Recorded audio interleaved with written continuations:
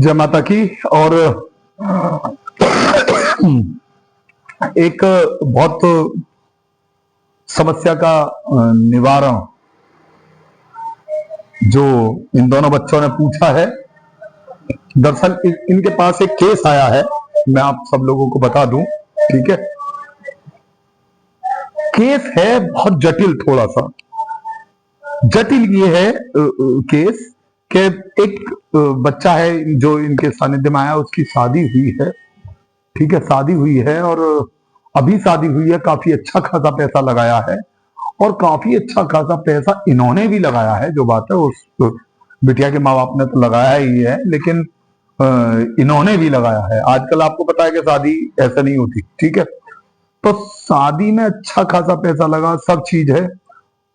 4 महीने शादी को हुए हैं और वो लड़की का अफेयर कहीं और क्लियर भी है, उसे पता भी चल गई है कि हाँ भाई इस तरीके से वहां है, और वो लड़की भी ये कह रही है कि हाँ है। तो अब इस कंडीशन में क्या किया जाए, इसे छोड़ भी नहीं रही है वो लड़की और उसके साथ भी अटैचमेंट में है।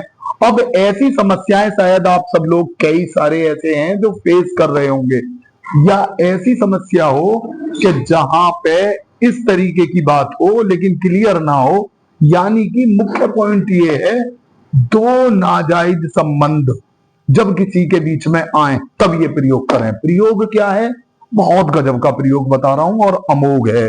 ठीक है, आप फायदा उठाएं। और इसी टाइप के मैं कई प्रयोग आप सब लोगों को तलक दूंगा, क्योंकि समस्या थोड़ी जटिल है। ठीक है, पहले आप ये समस्या सुने, जो लोग हवन से कर सकते हैं, थोड़ा अमोघ है। ठीक है, इसमें करना क्या है, आपको सरसों, राई और शमशान की राख, ये तीनों चीज आपको ले लेनी है और थोड़ा वो मिला लेनी है। ठीक है, और मिलाने के बाद में आपको करना क्या है कि आंख की लकड़ियां जला के, और जिधर की साइड उसका लड़की या लड़के दोनों का मुंह है, ठीक है, दोनों में से किसी एक का, ठीक है, क्योंकि लड़की तो आपके ही घर में रह रही होगी। अब जो दूसरा पक्ष है वो जहां भी है, उसका मुंह जिधर है उधर की साइड आप हवन रख लें और अपना मुंह उधर की साइड करें। सामने उस व्यक्ति का फोटो रख लें दोनों का, और रखने के उपरांत आप खूब अच्छे से आसन बिछा लें कंबल का, और उन जो राई है, सरसों, राई और शमशान की राख, उससे आग की लकड़ियों पे आपको ये जो हवन है, ये नहीं, उसके जो वो है ना, जो व्यक्ति है उसके मुंह की तरफ, यानी कि उसके घर के मुंह की तरफ, हाँ, घर के साइड में मुंह की तरफ करके, और जब ये मंत्र पढ़ना है आपको, और मंत्र भी 113 बार, या एक और तरीका है इसका, वो बताता हूं मैं जो ज्यादा इजी है।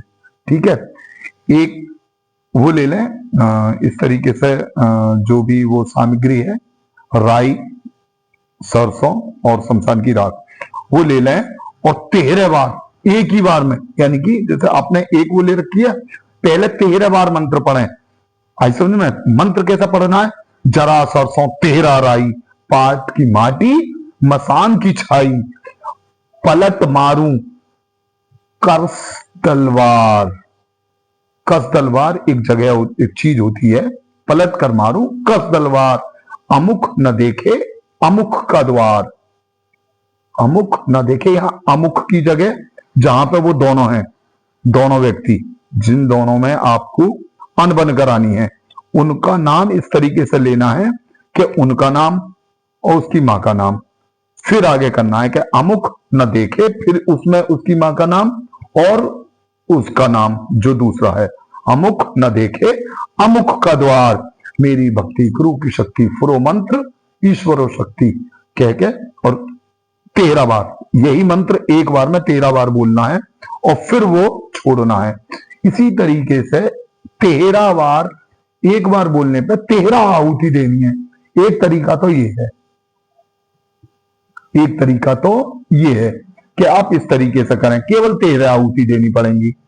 ठीक है, आग की लकड़ियों पर। दूसरा तरीका ये है कि आप प्रत्येक मंत्र जाप करें और प्रत्येक पे जैसे कंटिन्यू चलते रहते हैं उसी तरीके से करें और 113 बार करें, 113 बार करें।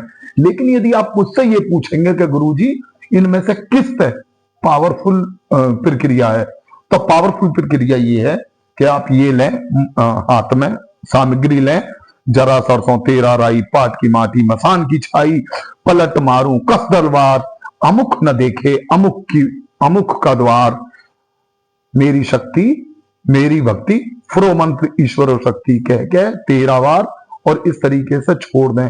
तो मतलब मुख्य बात यह है कि 13 बार जो पढ़ के वो छोड़ा जाता है वो ज्यादा पावरफुल होता है बजाय उसके कि 113 बार आहुति दो, ये ज्यादा पावरफुल है। क्लियर?